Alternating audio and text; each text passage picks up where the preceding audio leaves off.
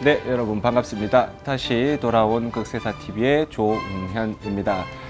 날씨가 너무 더워요. 잠깐 밖에 나왔는데도 땀이 너무 나는데, 자, 오늘은 여러분들 여름방학 아마 시작하신 분들도 있고 시작할 예정인 친구들도 있을 겁니다. 여름방학 때 우리가 어떤 것들을 좀 고민해 봐야 되나에 대해서 그냥 짧게 얘기를 한번 해보려고 해요. 근데 오늘 제가 드릴 말씀은 여름방학 때 학년별로 이렇게 공부를 해야 된다, 학습 전략이라던가 어떤 것까지는 마무리 지어야 된다, 이런 그런 세부적인 내용을 다룰 건 아니고요. 말 그대로 우리가 짧은 여름방학을 어떻게 지내야 하는가, 어떻게 보내야 하는가에 대한 단편적인 계획 같은 거랄까요? 그런 것들을 짧게 얘기를 해보고자 합니다. 자, 일단 가장 먼저 드리고 싶은 말씀은 실상적으로 사실 여름방학이라고는 하지만 학생들이 지금은 방학이라는 개념이 많이 없어진 것 같아요. 일단 방학이라고는 하지만 고등학생들은 거의 다 이제 보충 수업을 받겠죠. 보충 수업을 듣고 하고 하다 보면 실상적으로 나한테 돌아오는 시간이 짧게는 1주, 2주 정도, 길어봤자 한 3, 4주 정도 나오는 텐데, 이게 사실 방학이라고 해서 예전처럼 우리가 이렇게 편하게 그냥 마냥 놀기만 하는 시간이다라고 생각하기는 좀 어렵게 된 것 같습니다. 자, 그러면 우리가 조금 계획성 있게, 목적성 있게 생활을 해봐야 될 텐데, 총 10가지 정도의 주제로 한번 얘기를 해보겠습니다. 자, 가장 먼저 첫 번째는 계획들을 아마 세우실 거예요. 방학 계획표라고 해서 실제 여름방학 때 내가 한 3, 4주, 한 달간 정도를 어떻게 살겠다라는 계획표를 짜실 텐데, 이 계획표를 짜실 때 좀 현실성을 굉장히 많이 반영했으면 하는 생각이 사실 있습니다. 실상적으로 여름방학이라는 이 짧은 기간 안에 우리가 엄청난 것을 해내기는 사실 불가능하죠. 생각보다 힘듭니다. 그리고 사실 나한테 많은 시간이 있지도 않아요. 보충 수업하고 학원 갔다가 하다 보면은 실상적으로 내가 정규 수업을 받는 평소보다 크게 많은 시간이 남지도 않을 텐데, 현실적인 계획을 좀 생각을 해보셨으면 좋겠습니다. 생각보다 이런 친구들이 굉장히 좀 많아요. 내가 방학 동안 수학 개념이 부족하니까 수학 문제집 한 권을 그냥 모든 한 권을 다 풀어봐야겠다. 이거 사실 생각보다 쉽지 않거든요. 굉장히 어려운 부분입니다. 그런데 방학이니까 내가 부족한 것을 채워야겠다라는 그런 욕심이 과해서 자기가 할 수 있는 것 이상의 계획을 세우는 친구들이 있는데, 내가 할 수 있는 수준을 먼저 파악하는 게 가장 우선이라고 생각을 합니다. 그래서 이 기간을 세부적으로 나눴을 때 내가 어느 정도까지 달성을 할 수 있겠다. 실상적으로 나는 여름방학 기간 동안 수학 문제집을 한 20페이지밖에 못 풀 정도의 여력이 없는데, 이걸 한 권을 다 풀겠다라고 하면 실제적으로 달성 가능하기가 굉장히 좀 어렵겠죠. 그래서 현실적인 계획을 좀 세워봐야 할 것 같은데, 요거는 조금 뒤에서 좀 더 제가 첨언을 하도록 하고요.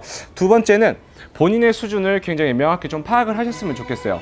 요거는 저도 마찬가지였는데, 공부를 잘하는 친구들, 특히 정규 1, 2등 친구들이 수학의 정석, 심화 문제를 계속 푸는 걸 보고 저도 저걸 풀어야 될 것 같은 거예요. 실상 저는 개념 원리 이론부터 지금 잡고 가야 할 실정인데도 많은 친구들이 본인의 수준 이상의 것, 좀 고난이도의 문제들을 많이 푸는 게 내 성적을 올리는 지름길이라고 생각하는 경우가 좀 있는 것 같아요. 내가 감당하기 어려운 것들을 붙잡고 있는 것보다는 내가 할 수 있는 선에서 조금씩 심층적으로 쌓아나가는 게 훨씬 더 좋지 않을까라고 생각을 좀 합니다. 그래서 무리한 그런 수준의 욕심을 부리진 않았으면 좋겠고요. 세 번째는 실제로 본인이 지원하고자 하는 전공 계열이라던가 대학교에 미리 입학한 선배들이라던가, 우리 흔히 매해 수능을 보면 수능 만점자들이 인터뷰들을 하죠. 그랬을 때 실제 합격 수기 같은 것들을 조금 꼼꼼히 읽어보셨으면 좋겠습니다. 예를 들어서 내가 화학공학과에 지원을 하고자 하는데, 내가 지원하고자 하는 대학교 화학공학과에 입학한 선배가 고등학교 1학년 여름방학 때는 이런 것들을 좀 했어요. 2학년 1학기 때까지는 이런 것들을 좀 했다. 이런 합격 수기들이 인터넷에 쳐보면 굉장히 많이 나올 거거든요. 그런 것들을 보고 이 시점쯤에는 나도 이런 거는 한번 시도를 해봐야겠다라는 큰 아웃라인을 그려보시는 건 좀 생각보다 의미 있는 작업이 아닐까 싶습니다. 물론 여기서도 본인의 수준은 고려를 해야겠죠. 그 친구 수준과 저의 수준이 다름을 분명히 인정을 하고, 그 사이에 갭을 좀 줄여나가는 과정은 필요하겠지만, 어쨌든 실제 그 과정을 먼저 경험한 친구들의 이야기를 들어보는 건 굉장히 좋은 시도일 거다라고 생각을 합니다. 이게 왜 좋냐면 이 친구들은 성공도 물론 경험을 해본 친구들이지만 그에 맞서 무수히 많은 실패들을 경험한 친구들이기 때문에 이것들은 좀 지양해야 합니다라는 것들을 여러분들에게 설명을 해줄 수가 있겠다라는 거죠. 그래서 실제 합격한 친구들의 수기를 읽어보는 건 중요한 것 같고요. 네 번째는 굉장히 대부분 거의 모든 친구들이 보충 수업을 들을 텐데 좀 안타까운 게 이 보충 수업이 굉장히 의미 없는 시간들인 경우가 굉장히 많아요. 나가야 하기 때문에 물론 이걸 선택적으로 내가 안 듣고 싶다면 안 들을 수 있는 친구들도 있긴 하겠지만 거의 대부분 친구들이 방학 때 고정적으로 보충 수업을 들어야 하는데 이것 또한 정규 수업과 비슷하게 내가 해야만 하는 이기 때문에 거기 가 있긴 하지만 집중도 잘 하지 못하고 똑같이 좀 의미 없이 보내는 친구들이 생각보다 굉장히 많습니다. 그렇다면 하루 한 가지 정도는 본인이 과제를 좀 설정하는 건 좋을 것 같아요. 내가 여름방학 기간 동안 2, 3주 동안 보충 수업을 진행하는데 여기서 요거 하나만큼은 내가 완벽하게 마스터를 하겠다라는 목표 지점, 정확한 목적성이 없으면 이 또한 굉장히 의미 없는 시간이 될 수 있을 거기 때문에 보충 수업 시간을 굉장히 좀 잘 활용하셨으면 좋겠습니다. 가능하다면 정말 내가 이 보충 수업을 안 하고 다른 활동을 함으로써 다양한 것들을 내가 좀 더 채울 수 있겠다, 또는 학교에서 그게 허용이 된다라고 하면 보충 수업을 안 듣고 본인 하고 싶은 것들을 하는 것도 굉장히 좋긴 하겠지만 이게 제가 알기로는 보충 수업을 빼기가 그렇게 특별한 목적이 없으면 아마 이렇게 빼기가 힘들 겁니다. 그랬을 때는 어쨌든 기왕 가는 거 거기서 본인의 목적성을 갖고 시도를 했으면 좋겠다라는 생각이 있고요. 다섯 번째는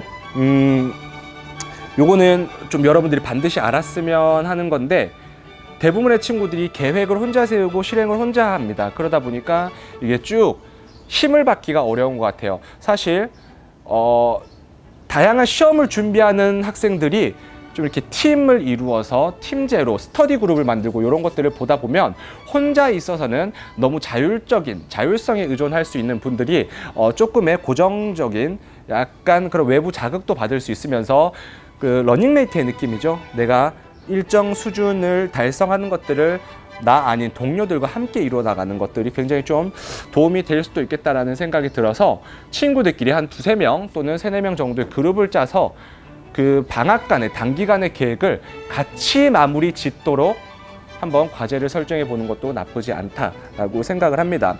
자, 그리고 6번째부터 10번째까지는 좀 계획과 관련된 부분을 얘기를 할 텐데 일단 이게 방학 자체가 굉장히 단기성이 강하다 보니까 단기 목표에 완료 시점을 정확히 부여를 해 주셔야 됩니다.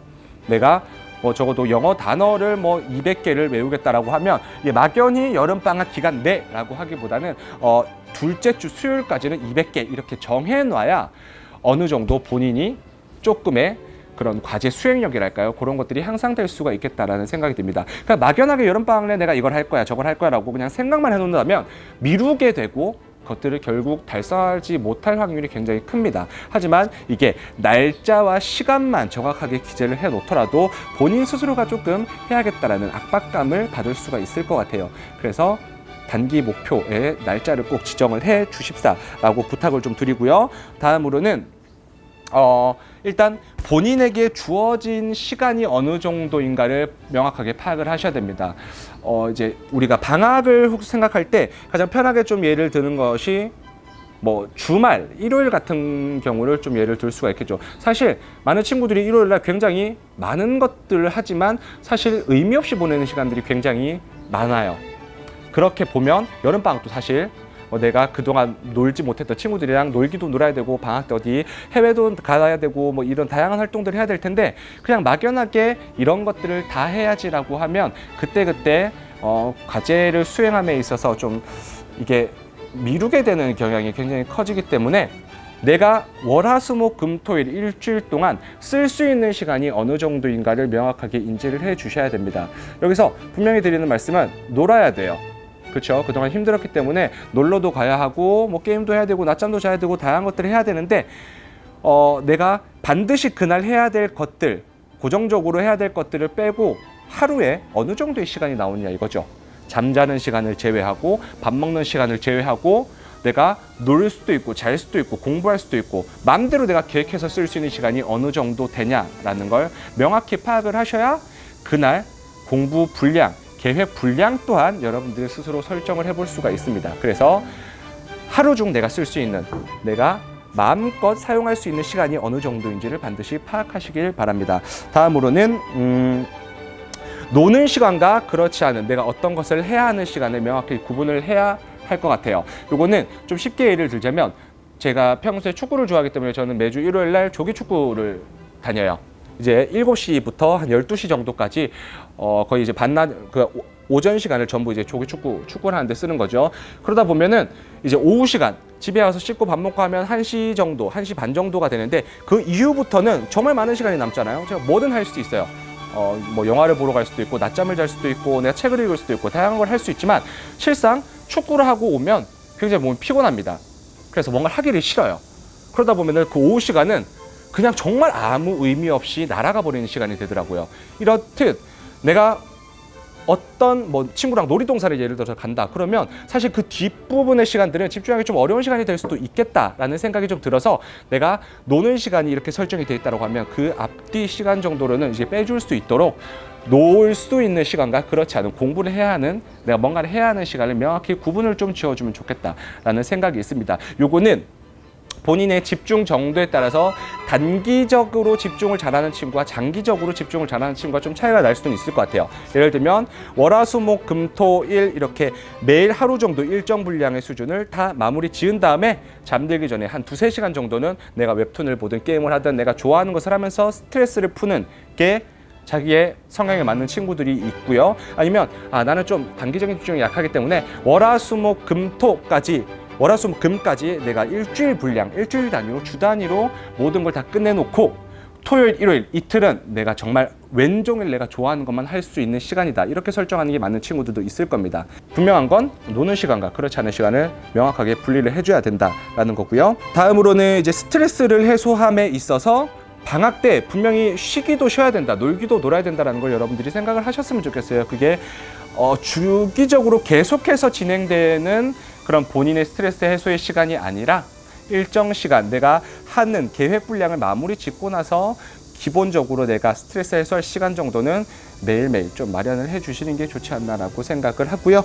마지막으로 10번째는 요거는 본인의 욕심과 관련된 부분일 수도 있겠는데 방학은 제가 생각하기엔 그런 것 같아요.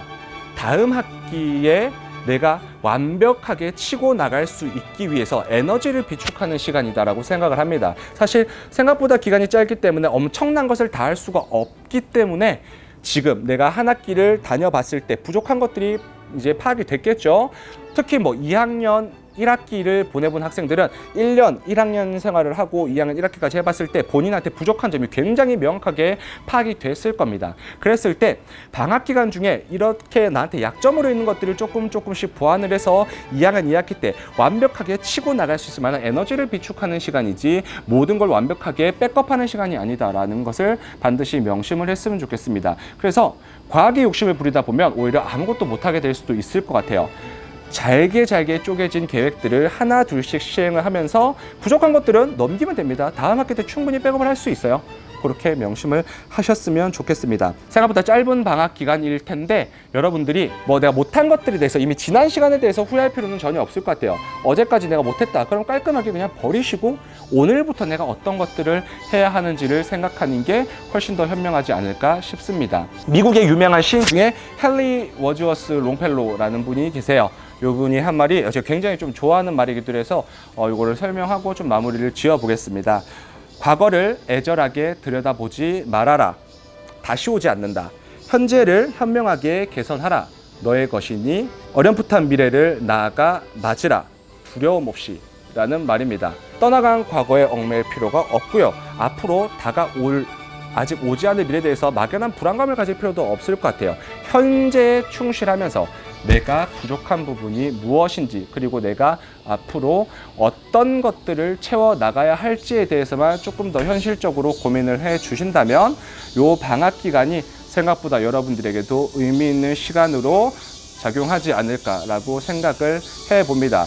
매미가 울고 있습니다. 날씨는 계속 더워지고 있는데 첫째도 둘째도 셋째도 중요한 건 여러분들의 건강인 것 같아요. 항상 건강관리 조심하시고 다음 주에는 조금 더 세세한 얘기로 돌아오도록 하겠습니다. 여기까지 할게요.